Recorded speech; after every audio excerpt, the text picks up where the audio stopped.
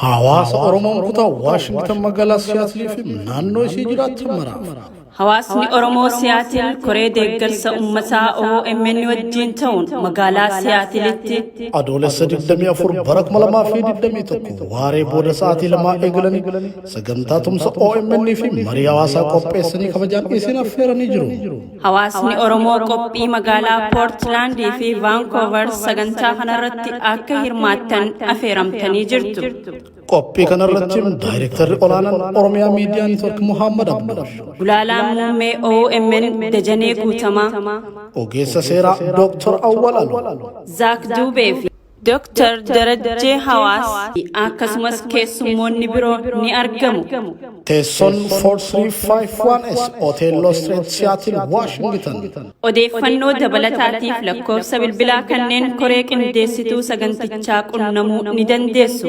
Kottam haleeroo Oromoo fi Oromiyaa irratti waloon haa mari'an. Ijaa fi gurra ummataa kan ta'e OMN haa deeggarru yaamicha ummata biyya keessaatiif owwaachuun malaamarii waloo taasisuun ummata bal'aaf sagalee haa taanu.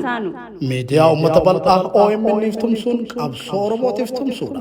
Koree qindeessituu sagantichaa Seattle, Washington, USA.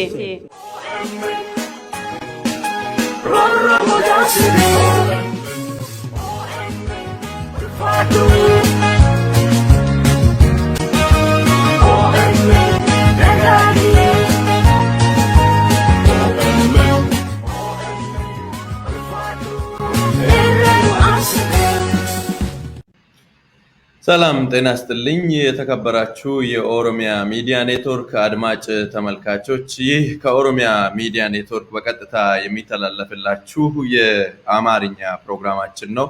በዛሬው ፕሮግራማችን እንግዳ አለን። እንግዳዬን ከማስተዋወቄ በፊት በዛሬ ፕሮግራም ውስጥ የምንዳስሳቸው አንኳር ነጥቦችን ልነግራችሁ እወዳለሁ።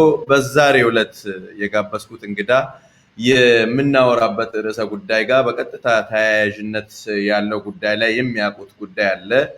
ምስራቅ ሸዋ አካባቢ የተደረገ ያለው የመሬት ወረራ በተለይም በፈንታሌ ወረዳ ላይ የተደረገ ያለውን የመሬት ወረራ በተመለከተ የአካባቢው ተወላጅ ከሆኑ ሰዎች መካከል አንድ ሰው ጋብዤላችኋለሁ።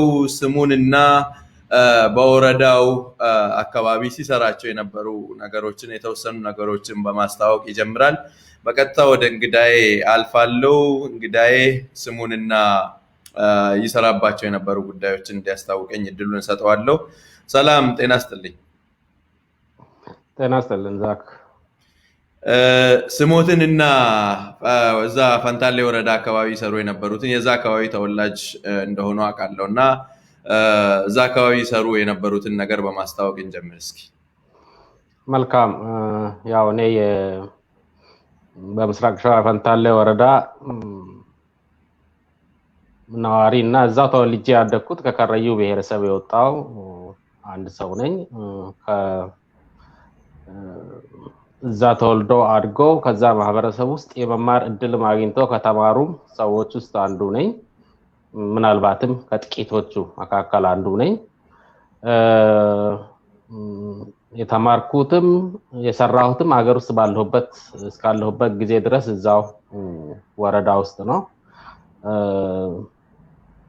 በኬር ኢንተርናሽናል ውስጥ ለ8 አመታት በፈንታሌና በአዋሽ ፈንታሌ ወረዳ ላይ የልማትና የተለያዩ የመሰረታዊ አገልግሎቶች የልማት ፕሮጀክቶች ነበሩ። በዛ ውስጥ ለ8 አመታት ከሌሎች ባልደረቦቼ ጋር ማህበረሰቡን አገልግያለሁ። እዛ ተወልጄ ማደጌ ብቻ ሳይሆን በሙያ መልክ በስራ መልክ በዛ ማህበረሰብ ውስጥ ከጫፍ እስከ ጫፍ ተንቀሳቅሰን በመንሰራበት ወቅት የበለጠ አካባቢዬንም ማህበረሰቤንም የበለጠ ለማወቅ እድል የሰጠኝ የስራ ጊዜ ነበር። ከዛ በኋላ በትምህርት ምክንያት ለጊዜው ወደ አዲስ አበባ ርቄያለሁ። ከዛ በኋላ ለአጭር ጊዜ ትምህርቴን ከጨረስኩ በኋላ ለአንድ አመት ለማይሞላ ጊዜ በሎካል ኤንጂኦ በጉድና ቱምሳ ፋውንዴሽን ውስጥ ሰርቻለሁ። ብዙም ግን ሳልቆይ በተፈጠረው አጋጣሚና ባገኘሁት አጋጣሚ ወደ ውጭ ወጥቼ አሁን በኖርዌይ ሀገር ውስጥ ነው የምኖረው። እጅግ አመሰግናለሁ አቶ ሩኬሳ ቦሩ። እንግዲህ ሰሞኑን እዛ ምስራቅ ሸዋ ፈንታሌ ወረዳ አካባቢ ሰሞኑን ብቻ ሳይሆን ምናልባት ረጅም ጊዜ የዘለቀ ሰሞኑን ደግሞ እየተስፋፋ የመጣ ከፍተኛ የሆነ ግጭት እየተደረገ ነው። የዚህ ግጭት መነሻ ምንድነው? ወደኋላ መለስ ብለህ ከታሪክ እንግዲህ አንተም እዛ አካባቢ ተሰራ ከነበርክበት ጊዜ ጀምሮ አንተ እዛ አካባቢ ተሰራበት ከነበረው ጊዜ ጀምሮ ሳይሆን ወደኋላ መለስ ብሎ ረጅም ጊዜ የቆየ ግጭት ነውና የዚህ ግጭት መነሻ ምንድነው? አሁን ያለበት ሁኔታ ምንድነው? ሌሎች ርዕሰ ጉዳዮች እዛ ውስጥ የሚዳሰሱ ርዕሰ ጉዳዮችን በኋላ እመለስበታለሁ። የዚህ ግጭት መነሻ ምንድነው ከሚለውን ጀምር እስቲ አቶ ሩኬሳ።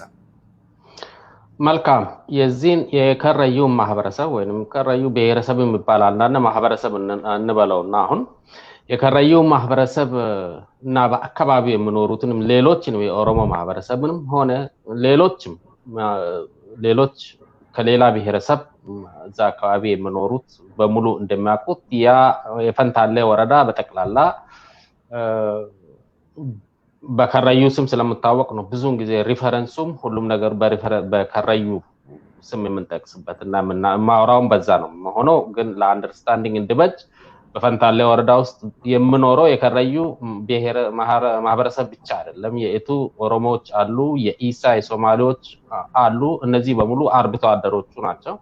ከዛ በተለየ ደግሞ በከተማውና በከተማ አካባቢ ከስኳር ፋብሪካ ጋር በተገናኘ የሚኖሩት ሌሎች ማአት ከደቡብ እንደገና ከተለያዩ የሀገሪቱ ክፍሎች ተሰማርተው በንግድም በተለያየ የመዋዘርፍም የሚሰሩ ብዙ የተለያዩ ስብጥር ያላቸው ማህበረሰቦች ያሉበት አካባቢ ነው። ይህ ማህበረሰብ አርብቶ አደር እንደመሆኑ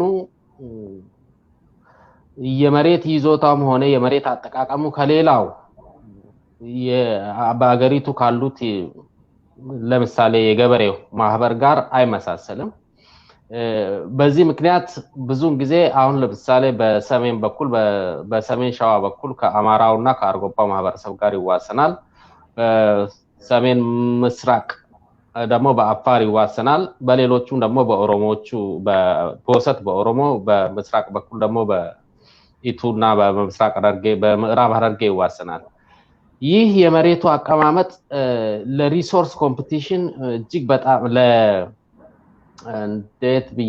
ለሪሶርስ ኮምፒቲሽን ማለት እነሱ የሚጠቀሙትን ለግጦሽ የሚጠቀሙትን መሬት ሌላውም ማህበረሰብ ይፈልጋል።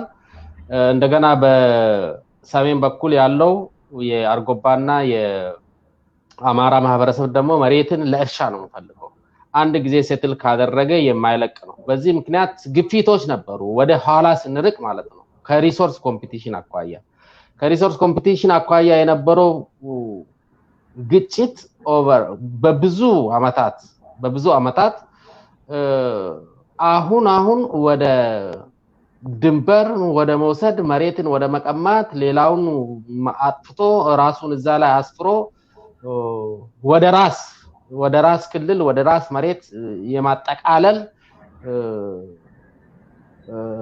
አላማ ያለው እጅግ በጣም የተቀናጀና በክልል ደረጃ ካሉ የመንግስት አካላት ጋር የተዋቀረ ሆኖ አሁን ለማህበረሰቡ እጅግ በጣም አስቸጋሪ ለመከላከልም ራስን ለመከላከልም መሬትንም ለመከላከል ሀብቱንም ግመሉንም ለመከላከል አስቸጋሪ በሆነበት ደረጃ ላይ ነው ያለው። ውስብስብ ነው የዚህ መሬት ነገር ስነሳ። ሌላም የዚህ አካባቢ መሬት ስነሳ ሌሎችም ከሌላ አንፃር የመንግስት እርሻና የአዋሽ ናሽናል ፓርክ ሌሎችም ብዙ የሚነሱ ነገሮች አሉና አሁን ግን ፕሮግራሙ በግጭቱ ላይ ያተኮረ እስከሆነ ድረስ ለጊዜው የስኳር ፋብሪካና በአዋሽ ናሽናል ፓርክ በኩል ባለው ግፊት የታጣውን መሬት ህዝቡን ያደህየውን እጅጉ ሰፊውን የፈንታሌ ወረዳን ቦታ የወሰዱ ሁለቱ ትላልቅ ዴቨሎፕመንቶች የሆኑትን ለጊዜው ጠቅሼ ብቻ ነው ማልፎ ግን ግጭቱ ሲጀመር የሪሶርስ ኮምፒቲሽን የነበረ ሲሄድ ኦቨርታይም ደግሞ የድንበር ማስፋፋትና መሬትን የራስ አድርጎ ሌላውን የከረዩ ማህበረሰብ ከዛ ላይ ገፍቶ መሬትን ወደ በቀጥታ አሁን ወደ አማራ ክልል ሲል የማጠቃለል ሆኖ ነው የተገኘው። አሁን እንግዲህ ስንሄድ በኋላ በጥልቅ ውስጥ ገብተን ማየት እንችላለን እንዴት የሚለው። አመሰግናለሁ አቶ ሩኬሳ።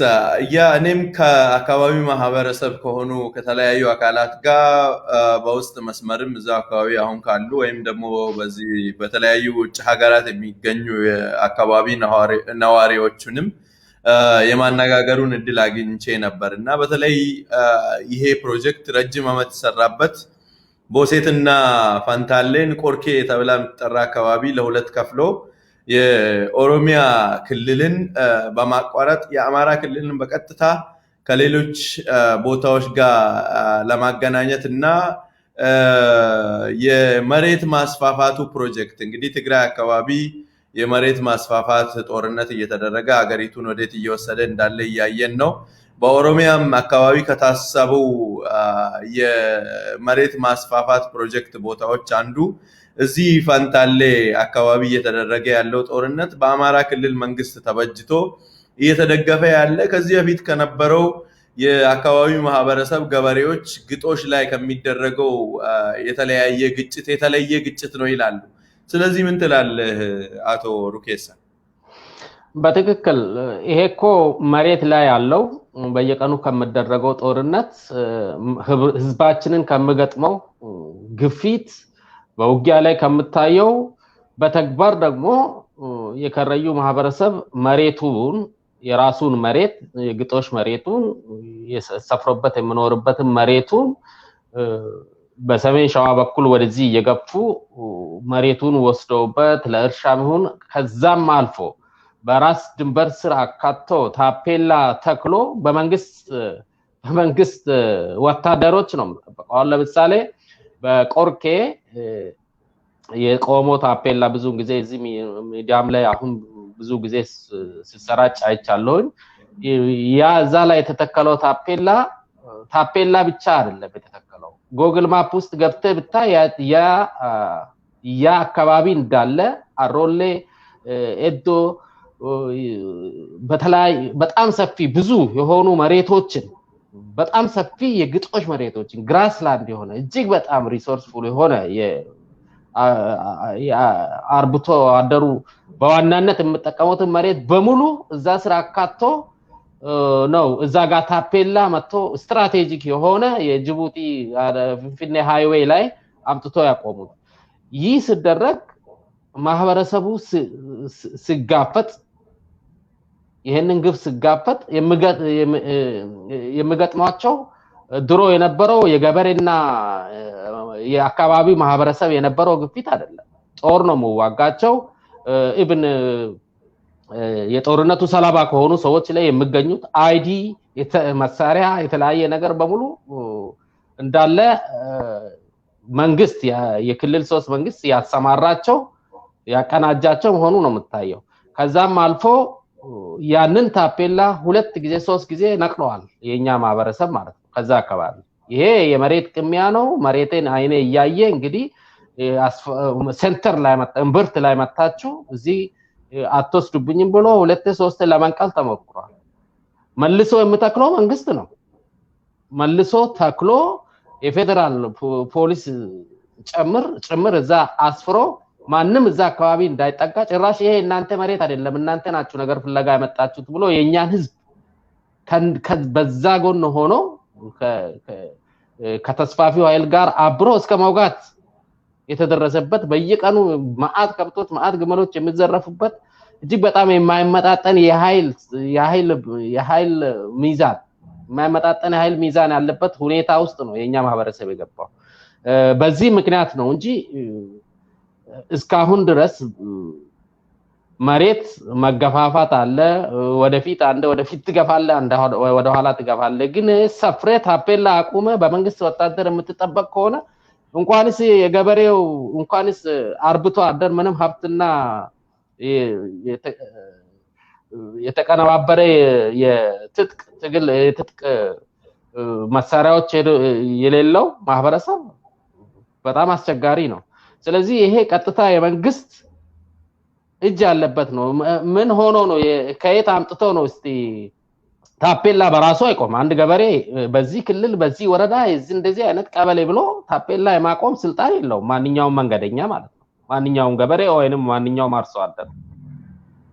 ይሄንን የሚያደርገው የመንግስት ባለስልጣናቶች ናቸው። ስትጠይቃቸው ግን እኛ አናውቅም ነው የሚሉት። አሁን ኢንተርቪው ስታደርጋቸው ይሄ መሬት ነፃ ቀጠና ነው ሙሉ ምንድነው ነፃ ቀጠና? ለምን ነፃ ቀጠና ሊሆን ቻለ?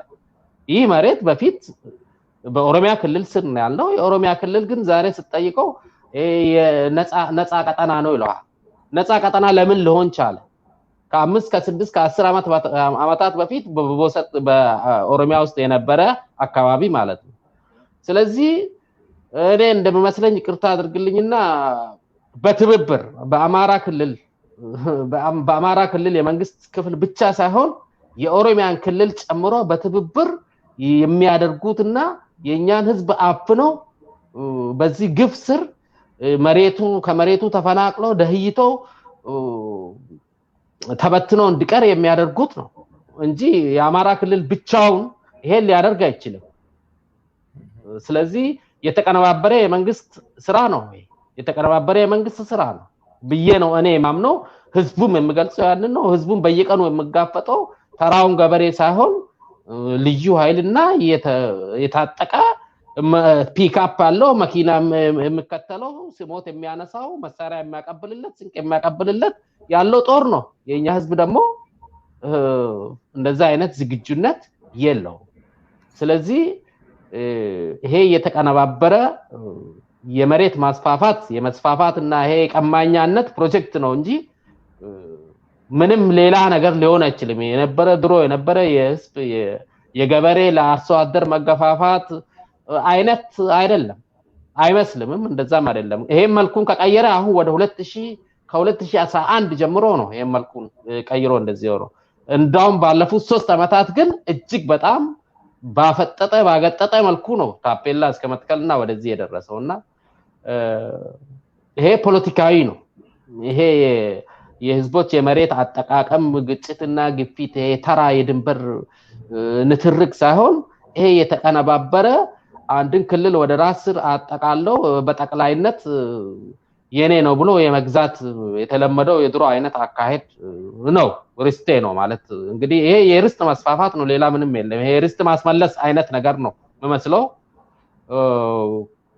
ርስት እንዳይባል እንግዲህ የማንም ርስት አልነበረም። ይሄ ህዝብ ታሪክ ከሚያስታውሰው ጊዜ ጀምሮ በዛ መሬት ላይ የኖረ ኢቭን ምንጃርና ሸንኮራ ዛሬ ተብሎ የምጠራው የከረዩ መሬት ነበር፣ ቡልጋ በሙሉ ማለት ነው። አሁን እነሱ ዊኪፒዲያ ጎግል ብታደርግ ራሱ በተወሰነ ደረጃ ይጠቅሱታል። በተወሰነ ደረጃ መቼ እንደያዙት መቼ እንደገቡ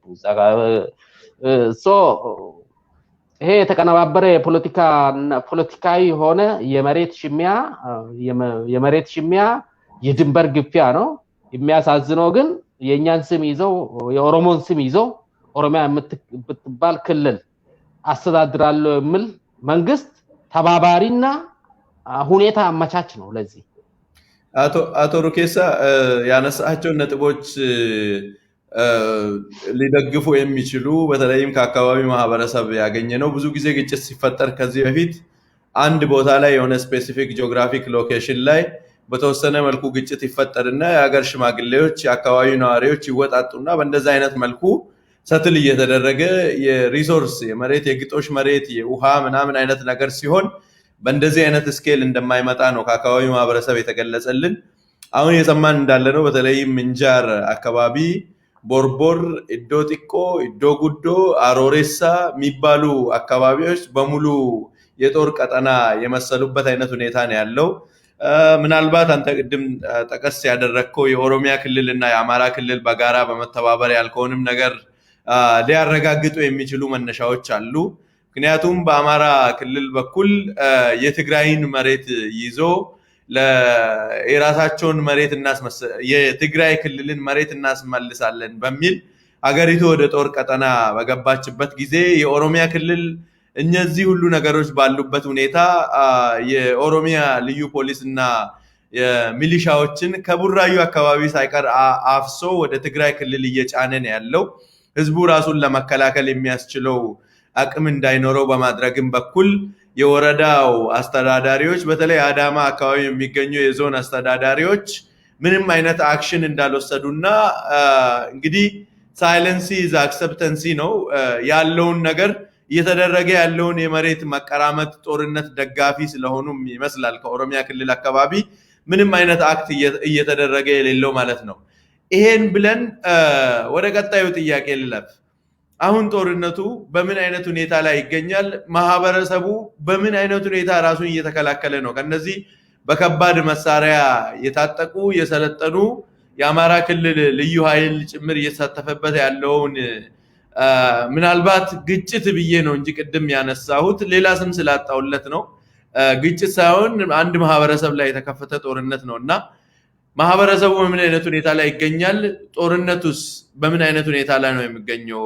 አቶ ሩኬሳ ጦርነቱ ቀጥሏል። እንግዲህ አንተም ተቸግረ ግጭትም እንዳልከው ምክንያቱም ጦርነት ካልከው አንዳንድ ጊዜ ይሄ ሰው የሚያውቀው ኮንቬንሽናል ዎር ሁለቱም ተዘጋጅቶበት ወጥቶ እስከመሸናነፍ ድረስ የሚቀጥል አይነት አይደለም። ይሄ እንግዲህ በነዋር አንድ ተራ አንድ መደበኛ ኑሮውን በመኖር ህዝብ ላይ የተከፈተ ጦርነት ነው። ሲመሽ ይመለሳል፣ ስነጋይ ከብት አሰማርቶ በወጡት መንደሮች ላይ ጦርነት ይከፍታሉ። በተወሰነ ደረጃ ይህ ህዝብ ለጦርነት አዲስ አይደለም። ዛክ ይህ የከረዩ ማህበረሰብ ለጦርነት አዲስ አይደለም። ምክንያቱም በዚህ ሁኔታ ውስጥ ለብዙ አመታት ኖሯል።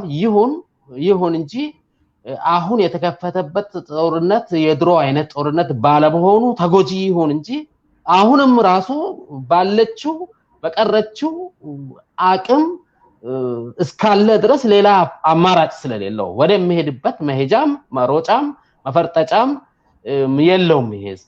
ስለዚህ የምሞተው ይሞታል፣ በየቀኑ የምዘረፈው ከብትም ይዘረፋል። እነሱም በተቻላቸው አቅም ራሳቸውን ይከላከላሉ ከዛች መሬት ላይ ተነቅሎ ላለመጥፋት ማለት ነው። ሌላ አማራጭ የለው። ወይ ተነቅሎ መጥፋት ነው ወይ ራስን እየተከላከልክ የምሞተውንም ቀብረ የተዘረፍከውንም እንግዲህ መላሽ የለውም አተ የምትኖርበት ሁኔታ ነው ህዝቡ እየኖርበት ያለው። እንግዲህ አንድ ቀን ከዘለለ ሁለተኛ ቀን እንደዛ አይነት ነገር ነው የምንሰማው። ዛሬ ሰው ሞቷል እንሰማለን፣ አንድ ቀን አልፎ ዛሬ 200 ከብት ተዘርፏ የሚባል ነገር እንሰማለን። እንግዲህ በዚህ ሁኔታ ነው ያለው።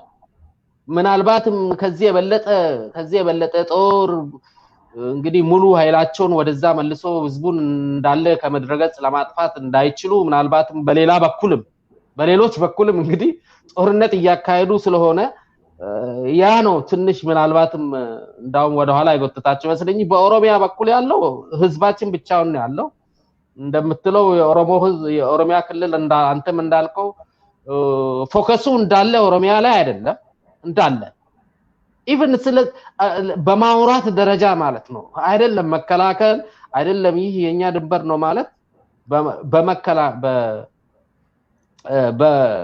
በንግግር ደረጃ ራሱ አይነጋገሩም። አፋቸውን ሞልቶ አይናገሩም። ይህ የኛ ክልል ነው ብሎ ማለት ነው። እና እኔ የማምነው ተባብረው ተነጋግረው ያደረጉት ነገር እንጂ እንዲሁ የአማራ ክልል ብቻውን ገፍቶ መጥቶ የሚያደርገው አይነት ነገር አይደለም። ይሄ በፍቃደኝነት የኦሮሚያ ክልል ውስጡን ኦሮሚያን አቀራምቶ ሽጦ ራሳቸው የተወሰኑ ሰዎች የሚከብሩበት ነው። ለምሳሌ አንድ ምሳሌ ልጥቀስልና ኤዶ ዛሬ የሚባለውን የአማራ ገበሬዎች ሰፍሮበት ያሉበት የከረዩ የግጦሽ መሬት 2011 ላይ ከምስራቅ ሸዋ ዞን ኦኤምኤን ላይ ተላልፏል። ያ ፕሮግራም ኦኤምኤን ነው እንዳውም እኔም የሰማሁት በኦኤምኤን ላይ ነው። እኔ እዚህ ውጪ ነው የነበርኩ ለምኖ ህዝቡን ማለት ነው። እነዚህ 50-60 ገበሬዎች እቺን ክረምት ብቻ አርሰው ክረምት ስጠባ ይወጣሉ ተብሎ ኢምቢ ሲባል አይሆንም ሲባል አምጥቶ አሰፈራቸው። ክረምቱ ካለቀ በኋላ ሰውየው ፖዚሽኑን ቀየረና ምስራቅ ሸዋ ዞን ላይ የነበረው ወደ ኦሮሚያ ገባ አድጎ ለራሱ ማለት ነው። በኋላ ይህ መሬት ጉዳይ ሲነሳ የኛ ህዝብ ይነሱልና አይው መስከረም ጠባቆ አለፈ አሁን ይነሱልን ሲባል 60 70 80 ቤተሰብ በፊት መጥቶ የሰፈረ ወዴት ነው የሚሄደው? በቃ ምንም ማድረግ አይቻልም ስለዚህ አታውሩ ተባለ።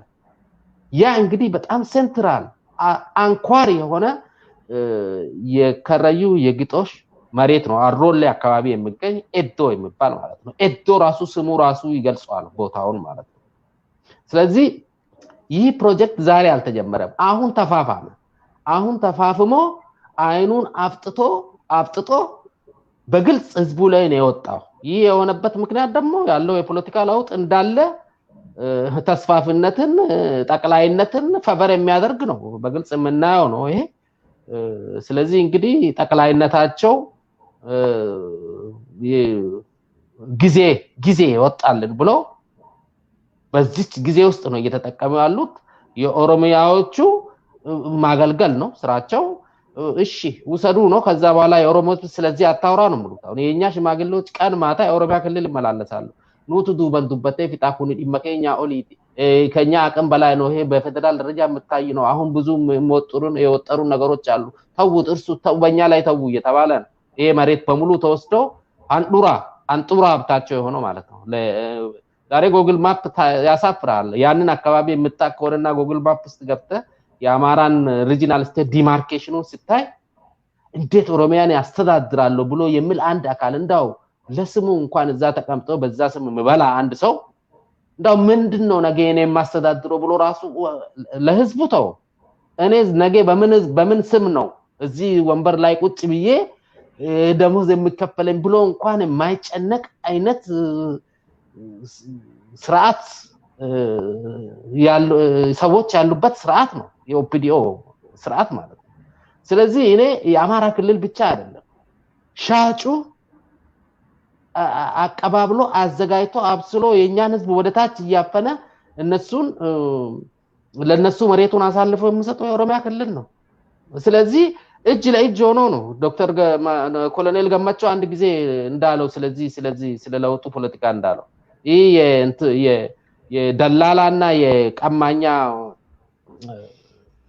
መንግስት ነው እንዳለው ስለዚህ ምን ያክል የጠየቀኝን ጥያቄ እንደዳሰስኩኝ አላቅም ይሄ በጣም የተቀነባበረና እንደ አላማ ተደርጎ በግልጽ በጋሃድ ህዝቡ ላይ የታወጀ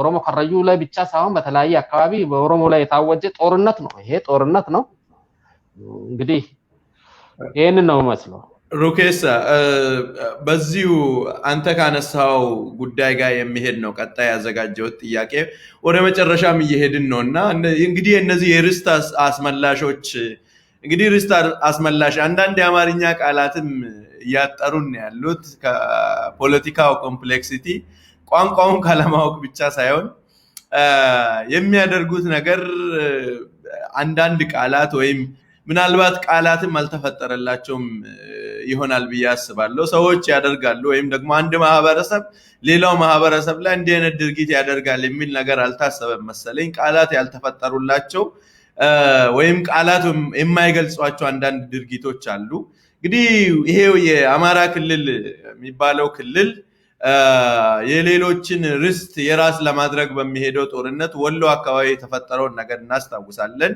የአማራ ክልል የሚያዋስናቸው ክልሎች በሙሉ ሰላም አይደሉም ከክልሉም አልፎ የማያዋስናቸውን ክልሎችም እየሄደ ሰላም እየነሳ ነው ያለው ዛሬ በአማራ ክልል ጠንሳሽነት በተፈጠረ ጦርነት ሀገሪቱ ወደ ለየለት የእርስ በርስ ጦርነት ገብታ ነው ያለችው ዛሬ ሲዳማው በግድ ልጆቹን ለአማራ መሬት ለማስመለስ የሚባለው እንግዲህ የሆነ ድሮ ያለ አሁን የምታስመልሰው ሲሆን ነው ማስመለስ የሚባለው እንግዲህ በግድ ክሌም አድርጎ I can call it እኔ እንግሊዝኛው የተለየ ጥሩ ቃል ያለው ይመስለኛል ለኢንተርናል ኮሎናይዜሽን ኢትዮጵያ ውስጥ እየተደረገ ያለው ኢንተርናል ኮሎናይዜሽን ነው ከሚኒሊክ ጊዜ ጀምሮ ምናልባት ኢትዮጵያ ኮሎናይዝ አልተደረገችም የጣሊያን ጦር አባሮ ምናምን የሚሉ አይነት አንዳንድ ነገሮችን ሲሰማ ኢትዮጵያኖች ብሔር ብሔረሰቦች ኢንተርናሊ ኮሎናይዝ ተደርጓል ማንነታቸውን እንዲያጡ ቋንቋቸውን እንዲያጡ መሬታቸውን እንዲያጡ በተለይም ለም መሬት ያላቸው የግጦሽ መሬት ያላቸው ውሃ ያለባቸው አካባቢዎች በታሪክ በአፄ ኃይለ ሥላሴም በሚኒሊክም በቴዎድሮስም በሁሉም ንጉሶች ብለው ራሳቸው የሚጠሩ ከሰሜኑ አካባቢ የበቀሉ አካላት በሙሉ በዚህ ወደ ደቡብ የሚደረገው ነገር ላይ ኢንተርናሊ ኮሎናይዝ አድርጓል ብዙ ብሔር ብሔረሰቦችን ያኔ ያደረጉት ነገር እስከዛሬ አልለቀቀም የቀጣዩ ጥያቄ እዚህ ነገር ላይ የተመረከዘ ነው። እንግዲህ የተለያዩ ብሔር ብሔረሰቦች ናቸው በዚህ ነገር እየተጎዱ ያሉት። አፋሩም እየተጎዳ ነው፣ ሶማሌውም እየተጎዳ ነው። ምናልባት አርጎባውን መጠቀሚያ ያደረጉት ይመስለኛል። እዛ ከረያው አካባቢ ባለው እንቅስቃሴ አርጎባውን ግፋ እያሉት ለራሳቸው ፖለቲካ ወይም ለራሳቸው የርስት መያዝ እንቅስቃሴ መጠቀሚያ ያደረጉት ይመስለኛል። ደቡቡም ባልገባበት ወይም ባላደረገው ነገር ጦርነት ውስጥ እየገባ ነው። አፋሩ እንደዛ፣ ሶማሌው እንደዛ፣ ደቡቡ እንደዛ። አገሪቱ ውስጥ ያሉ ብሔር ብሔረሰቦች በሙሉ የአንድ ብሔር ስራ አስፈጻሚ እንዲሆኑ እየተደረጉ ነው። እነዚህ ነገሮች ወዴት እየሄዱ ነው ብለህ ታስባለህ? ሰፋ አድርገን ስናየው ሩኬስ። ይሄ እነዚህ ነገሮች በጣም ያው ወዴት እንደሚሄዱ እያሳዩ ነው። ሲጀመር ይሄ የብልጽግና መንግስት ሲጀመር ከምናገረው ከናሬቲቫቸው ማለት ነው ከምናገሩት ናሬቲቭ የምታየው ነገር በሙሉ ወዴት እንደሚሄድ ራሱ እየገለጸ ነው። ሁኔታው ራሱን ይገልጻል እና ወዴት እንደሚሄድ የተወሰነ አይተናል። የዛሬ 2 አመት ወይንም 1 አመት ላይ ቆመን ከምንገመግመው ይልቅ ዛሬ ላይ ቆመን የምናየው ደግሞ ግልጽ ነው። ከተቻለ ያቺን ሀገር ጠቅልሎ ኢምፓየር ድሮ የነበረች ኢምፓየር ብሔር ኦሮሞ ምናምን የማትልባት አንዲት ሀገር ያው አንዲት ኢትዮጵያ እንበልና እነሱ በሚያውቁት ቋንቋ ያቺ ኢትዮጵያ ግን የአንድን ብሔረሰብ ማንነት የምታንጸባርቅ የአንድን ብሔረሰብ የበላይነት የሌላውን መኖር የምትክድ አይነት አገር ለመመስረት ነው። ዘረኝነት ከፋፈለን ምናምን ስሉት ከነሱ በላይ ዘረኛ እኮ የለም። ዘረኝነት ነው ኦሮሞ ነው የለም። ኦሮሞ ነኝ ስትላቸው መናደድ፣ ሶማሌ ነኝ፣ አማራ ሲዳማ ነኝ ስትላቸው በጣም የሚከፋቸው ሰዎች ናቸው ዛሬ አገሪቷን እየመሩ ያሉት። ወይ ደግሞ በተመሳሳይ ሁኔታ ደግሞ ወልቃይት የአማራ ነው እንትን የአማራ ነው ይልሃል። ለራሳቸው ክሌም ሲያደርጉ ችግር የለበትም። አንተ ስታነሳው ዘረኛ ነህ፣ አንተ ስታነሳው ከፋፋይ ነህ፣ አንተ ስታነሳው ጠባብ ነህ፣ አንተ ስታነሳው ጸረ ኢትዮጵያዊ ነህ። እነሱ ሲያነሱት ወይም እነሱ የሆነ ነገር ክሌም ሲያደርጉ ደግሞ ጥሩ ኢትዮጵያውያን ናቸው። ኤግዛክትሊ ክልል የሚባል ነገር ይፍረስ ይላሉ። በዚህ በኩል ደግሞ ያንተ ክልል ውስጥ ገብቶ በአማራ ክልል በሰሜን ሸዋ ዞን የምናምን ቀበሌ ብሎ ይሰይማሉ። ክልል የሚባል ነገር ይቅር ስሉ እነሱ ኢትዮጵያ የምትባለው ሀገር ኢምፓየሪቷ ድሮም እኛ ስለሆነን ኢንኮርፖሬት ያደረግናቸው እነዚህ ህዝቦች በእኛው ስም ትጠራ። የምኖር ካለ መኖር የሚፈልግ ከሆነ አንገቱን ጎንበስ አድርጎ ተገዢ ገባር ሆኖ እንደ ድሮ ይኖር ነው። በተዘዋዋሪ መንገድ ማለት በዘመናዊ መልኩ እንደ ድሮ ሲሶ ባይባልም በሌላ መልኩ ማለት ነው። ዛሬ በዘመናዊ ታክስ በኩልም ሊሆን ይችላል። መሬቱን ቀምተ ደግሞ ምሰራውን አሳጥተ ደግሞ ሰው ምገብሮም ነገር የለም። ስለዚህ ቀማኛ እንዳትለው፣ ቀማኛ እንኳን ይሻላል። የሆነ ነገር ቀምቶ ይሮጣል። መሬትን በሆን ቀምቶ ይሄ ይገለሃል፣ ያጠፋሃል፣ ይደፍርሃል፣ መሬትን ይቀማሃል። ስለዚህ አንተነትህ እስክጠፋ ነው አላማቸው። እንዴ የኦሮሞማ ይሁደም መፈክራቸው እኮ አላረጀም። ዛሬ እኮ ነው እየሆነ ያለው። በየቀኑ 360 ላይ ምንድነው ርዕሱ? ኦሮሞማ ነው ሀገር ያለው። ኦሮሞማ ይሁደም እኮ መንገድ ላይ ወጡት ብቻ አይደለም። የሚዲያው ናራቲቭ 24 ሰዓት 24/7 ምንድነው? ኦሮሞማ ላይ የተተኮረበት ምክንያት ግልጽ ነው። በጣም ትልቅ ህዝብ ስለሆነ ይሄንን ዝም ካሰኘ ነው ሌላው ቀላል ነው የሚል ነው። በዛ አንጻራዊ ንጽጽር መሄድ ጀምሮ ሲያስቡት ግን ሌላም ኃይል ያለው ጉልበት ያለው ኃይል ያለው አስፈሪ ለዓላማቸው አስፈሪ የሆነ ኃይል እንዳለ ሲረዱ ነው ወደ ሰሜን ወደ ትግራይ ላይ ፊታቸውን ያዞሩ። ስለዚህ እነዚህን ሁለቱን ከሰበረን ሌላው ብለው ነው እና ይሄ እጅግ በጣም ያፈጠጠ ወደ ድሮው የበላይነት የመመለስ ምኞት ያላሰለሰ ምኞት ያላቸው ጥቂት ኤሊቶች አቀናብሮ ህዝቡን አደናቅሮ ወደማያስፈልግና ምንም መግቢያ መድረሻ ወደ ሌላው መንገድ እየከተቱት ነው ያለው። ይህ ነገር ደግሞ ልሳካ አይችልም። ምክንያቱም ማንም ለማንም ልጠፋ አይችልም ዛክ ማንም ተውና ትልቁን የኦሮሞ ህዝብ ዛሬ ከረዩን ማጥፋት አትችልም ምክንያቱም ከረዩ የምጠፋ ቢሆን ባለፉት 100 ዓመታት ይጠፋ ነበር አዲስ አይደለም ለኛኮ መገደል አዲስ አይደለም ጦርነትም አዲስ አይደለም ለኛ ህዝብ ማለት ነው ያቋላ በአካባቢ የምኖረው ራሳቸውም ያውቁታል ማለት ነው ሌላው ማህበረሰብ ከደቡብ ከተለያየ ቦታ የሚመጣ ማለት ነው ይህንን ሲያደርጉ ያጠፉታል አይደለም አትሊስት ግን ሰብረናቸው መሬታቸውን እንቀማቸዋለን ነው ያንን ደግሞ ለዛ እገዛ ሲያገኙ ፖለቲካል ናሬቲቭ የምረዳቸው ከሆነ የፖለቲካ የሚባለው ተቋሙ የሚያስታጥቃቸው አይዞባይ መሆንላቸው ከተቻለም ደግሞ የሚቸረችርላቸው ከሆነ እሰየው ነው እነሱ ስለዚህ እነሱ የምጠፋባቸው ነገር የምበላሽባቸው ነገር የለም የምመቻችላቸው ሁኔታ እንጂ ካለው የመንግስት ናሬቲቭና አካሄድ ኦሮሞ ነኝ ብሎ ራሱን ከመጥራትም አሁን ትቷል ለነገሩ እኛን በግድ ምንላቸው እንጂ እነሱ ፒፒ ብለዋል ኦሬዲ ጨርሰዋል ብልጽግና ብለዋል ግን በብልጽግና ስም እዛው የተወሸቁ የኦሮሞ ኦፕዲዮች በኦሮሞ ስም የሚሰሩት አሉ እነሱ they are enablers ነበሩ በፊትም አሁንም enablers ናቸው ያኔ የቲፒኤልኤፍ enablers ነበሩ ዛሬ ደግሞ ይህ ደግሞ ብዙ ልጓዝላቸው ምችል አይመስለኝም እጅግ ግን በጣም ክፉ የሆነ አስከፊ የሆነ እልቂት በሁሉም ዘንድ ያደርሳል በሁሉም ዘንድ በእነሱም ዘንድ በሌላውም ዘንድ ምክንያቱም መንግስት ስለመረዳቸው እነሱም የተወሰነ ጥቃት ያደርሳሉ ሌላውም እስከመጣፋ ድረስ ራሱ ስለመከላከል ማንንም ደግሞ ልታጠፋ ስለማትችል ዛሬ ይሄ ለዚህ ነው ብዙን ጊዜ ለኦሮሞ ህዝብም ጥሪያችንን የምናቀርበው ማለት ነው በከረዩ በኩል ምክንያቱም የከረዩ ማህበረሰብ ሰው እንደሚያየው አይደለም እጅግ በጣም ቁጥሩም አነስተኛ የሆነ ጎሳ ነው በኦሮሞ ውስጥ ማለት ነው አነስተኛ የሆነው በተፈጥሮ አይደለም በነገራችን ላይ በተከታታይ ኦቨር ሴንቸሪ ሲደረግበት ከወሎ ወደዚህ ተቆርጠው ብቻቸውን በምስራቅ ሸዋ ላይ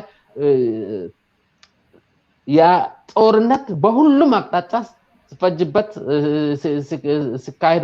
ሲካሄድባቸው ስለነበረ ነው ቁጥራችንም የማያድገው ዲሞግራፊያችንም ወደ ላይ የማይሄደው በዛ ምክንያት ነው እና ዛሬም ደግሞ እዚህ ላይ ደርሰንም ደግሞ እንጠፋለን ብለም አናስብም እንከላከላለን ራሳችንን የኦሮሞ ህዝብ ዛሬ እነሱ ብቻቸውን ባልቆሙበት ሁኔታ የኦሮሞ ህዝብ ደግሞ ከወንድሞቹ ጎን ልቆም ወንድሞቹን ልረዳ ይገባል ብለን ነው ብዙን ጊዜ እየተናገርንም ያለ ነው እንጂ መንግስት ይደርስልናል ይፈታልናል የሚል እኔ በበኩሌ ምንም አይነት ተስፋ የለኝም በዛ በኩል ምናልባት ይሄ መንግስት ተቀይሮ ኦሮሞ የሚፈልገው መንግስት ወይንም ሌላ ኢትዮጵያውያኖች የሚፈልጉት እውነተኛ መንግስት ካልተፈጠረ በስተቀር ይሄ የቀማኞችና የተባባሪዎች መንግስት ስለሆነ እኔ በእነሱ በኩል ምንም ለውጥ ይመጣል ብዬ አላስብም እነሱ እንዳውም አመቻች ናቸው ለዚህ ካኦስ ለዚህ ውጥንቅጥ በሙሉ እነሱ ናቸው መንስኤው ራሱ የመንግስቱ አካሄድና ናሬቲቭ ነው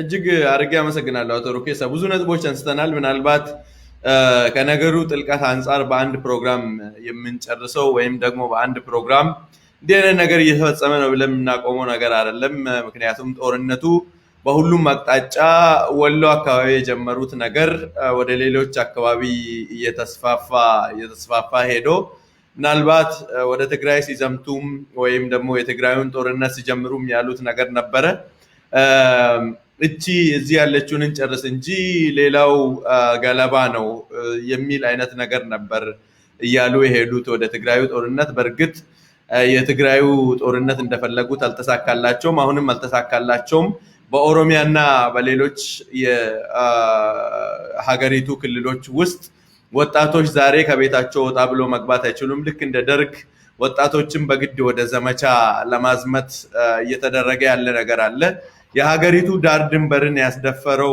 ራሱ መንግስት ነው የውጭ መንግስታትን በተለያየ አይነት ሁኔታ ወደ ሀገር ቤት ውስጥ ጋብዞ የሀገሪቱ ሉዓላዊ ክብር እንዲደፈር ያደረገው መንግስት ዛሬ ክብሬ ተደፍሯል ኢትዮጵያ ተነክታለች የሚል የሁሉንም ኢትዮጵያንን በተለያየ አይነት መልኩ እየነካ ያለውን ማህበረሰብ ወይም ደግሞ ያንን ነገር እያንቀሳቀሰ ያለውን ክልላዊ መንግስት ደግፎ ዛሬም ሀገሪቱን ወደ ለየለት የእርስ በርስ ጦርነት እየከተቷት ይገኛሉ አፋር አካባቢ ጦርነት እየተደረገ ነው ምናልባት ከጅቡቲ የሚዘረጋው የንግድ መስመር አፋር አካባቢ እየተዘጋ ነው ያለው።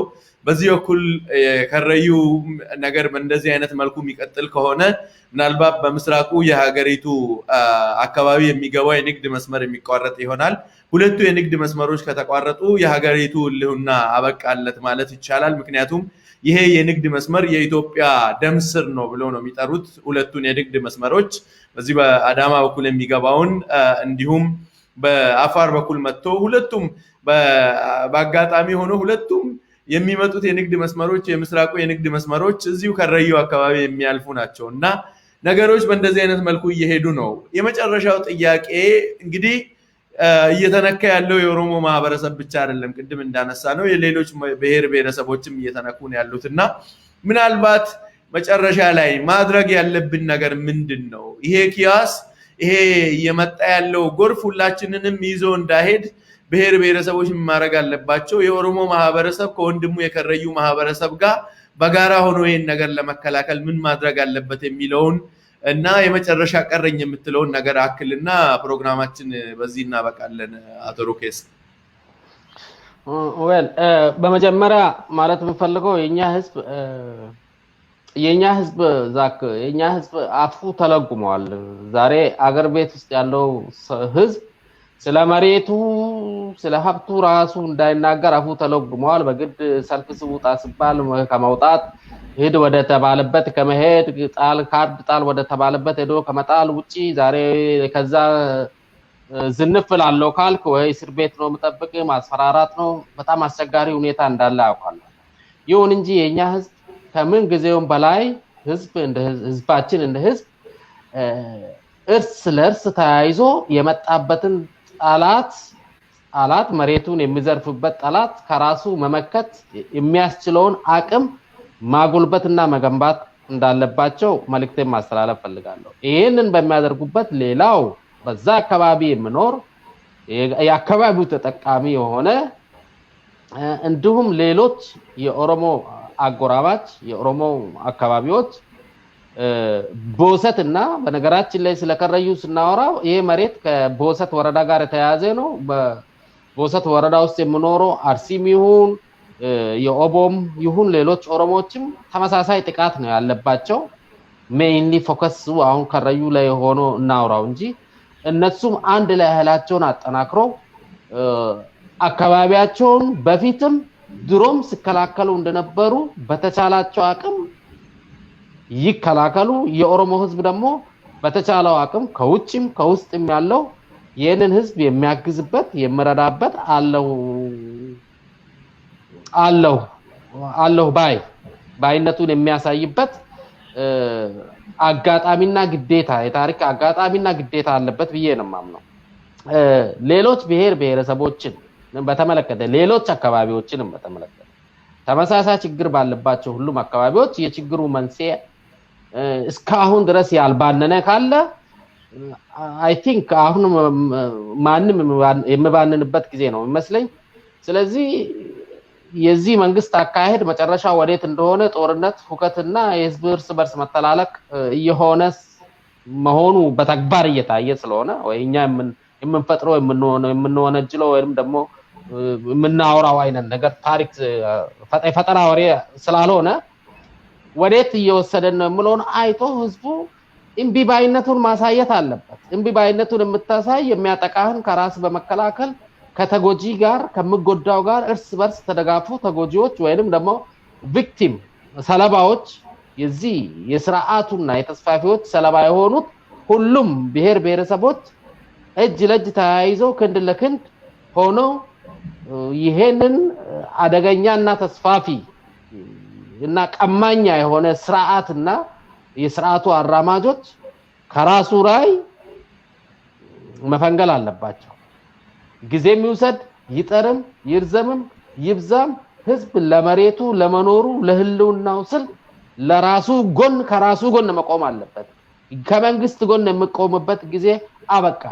ሊያጠፋ የሚሄድን መንግስት ከራስ ጎን ቆመ ራስን መከላከል አለ። ስለዚህ የኛ ህዝብ ራሱን የመከላከል ግዴታ አለበት። አቅም ባነሰበት ቦታ አቅም ባጣበት ረገድ ሁሉ የኛ ህዝብ ካለበት ሁሉ ተባብሮ አቅሙን መገንባት መቻል አለበት ባይ ነኝ። ስለዚህ በተለይ የኛ አካባቢ ህዝብ በጣም ቁጥሩ ማናሳ የሆነ አርብቶ አደር ስለሆነ ከኑሮ ዘይቤው ማኳያ ብዙ እንደዚህ ሊኩዊድ የሆነ ሪሶርስ ያለው ህዝብ ስላልሆነ ይሄንን ትኩረት ውስጥ በማስገባት ሌላው የኦሮሞ ህዝብ በተለይ በቦሰትና በካራዩ እንደውም በወሎ እየተስፋፋ በመጣው ይሄ ጉልበተኞች የቀማኞች እና የገዳዎች ሴራ ህዝቡ ከመሬቱ ተፈናቅሎ ለድህነት እና ለእልቂት እንዳይዳረግ የምቻለውን ሁሉ ማንኛውም ኦሮሞ የማንነቱን ግዳጅ መወጣት አለበት ብዬ ነው ማምነው። እንደ ሀገር ግን ሁሉም ህዝብ ይህ መንግስት ሊያጠፋው እንደሆነ ግልጽ ስለሆነ ራሱን ከሚያጠፋው መንግስት ጋር አሰልፎ ራሱን ማጥፋት የማይፈልግ ማንኛውም ህዝብ ህልውናውን የሚፈልግ ሰላምን የሚመኝ ሁሉ በቃኝ ህልውናዬን ሰላምን በሰላም መኖርን እፈልጋለሁ ብሎ ከሰላም ፈላጊዎች ጋር ተባብሮ ራሱን የሚያድንበት ለህልውናው ጋሻ የሚሆንበትና መከታ የሚሆንበት ለራሱ የሚሆንበት አጋጣሚና ሁኔታ ውስጥ ነው ያለነው። እንግዲህ ማንንም አንመክርም። ህዝብ ለራሱ የሚሆነውን ነገር ያውቃል። የራሳችንን አስተሳሰብና መፍትሄ የምንለውን ነገር ብቻ ነው። ስለዚህ የምትጠራው መንግስት እስከሌለ ድረስ አቤቱታ የምትሄድበት መንግስት ሰሚ መንግስት እስከሌለ ድረስ ህልውናህን መኖርህን የምትከላከለው ራስህ እንደ ህዝብ ተደራጅተህ ነቅተህ አቅምህን አንድ አድርገህ በትብብርና በክንድ አብረህ በመቆም ነው ብዬ ነው የማስበው። ከዚህ የተለየ ብዙ የምሎም ነገር የለኝም። አቶ ሩኬሳ ቦሩ ብዙ ነጥቦችን ያነሳ ነው። ከጉዳዩ ጥልቀት አንፃር የተለያዩ ሰዎችን የአካባቢ ተወላጆች ወይም አካባቢ ላይ እየሄደ ያለውን ነገር የሚያውቁ ሰዎችን ሰሞኑን በተለያዩ ቋንቋዎች እየጋበዝን እያቀረብን ፕሮግራሞችን እየሰራን ያለ ነው። ይሄ ነገር ተጠናክሮ ይቀጥላል። ምናልባት ለከረዩ አካባቢ በተለየ ሁኔታ ትሪትመንት ስለሚፈልጉ ወይም በተለየ ሁኔታ ትሪት ለማድረግ ሳይሆን ከረዩ አካባቢ የተጀመረው ነገር ከዚህ በፊት የተጀመረ ፕሮጀክት አንድ አካል ስለሆነ ሌሎችም አካባቢዎች ከወዲሁ ራሳቸውን ለመከላከል ጥበቃ እንዲያደርጉ ነው። ይሄ ጉዳይ በጣም ትኩረት እንደሚያሻው ወስነን እንዲያን ነገሮችን እያደረግን ያለ ነው። አሁንም እንቀጥላለን። ሌሎች ሰዎችን እየጋበዝን በዚህ ጉዳይ ላይ ጦርነቱ ምን አይነት ሁኔታ ላይ ነው ያለው፣ አካባቢ ምን አይነት ሁኔታ ላይ ያለ የሚለውን ሰው እንግዶችን እየጋበዝን የምናቀርብ ይሆናል። አቶ ሩኬሳ ቀርበህ ባለው ጉዳይ ላይ ሰፊ የሆነ ማብራሪያ ስለሰጠህ እጅግ አድርጌ አመሰግናለሁ። አመሰግናለሁ። እኔም ዛክ እንግዲህ የተከበራችሁ የኦሮሚያ ሚዲያ ኔትወርክ አድማጭ ተመልካቾች ከረዩ አካባቢ ያለውን የመሬት መቀራመት ወይም ደግሞ የርስት አስመላሾች ነን ባይ ህዝቡ ላይ የከፈቱትን ጦርነት በተመለከተ ያቀረብነው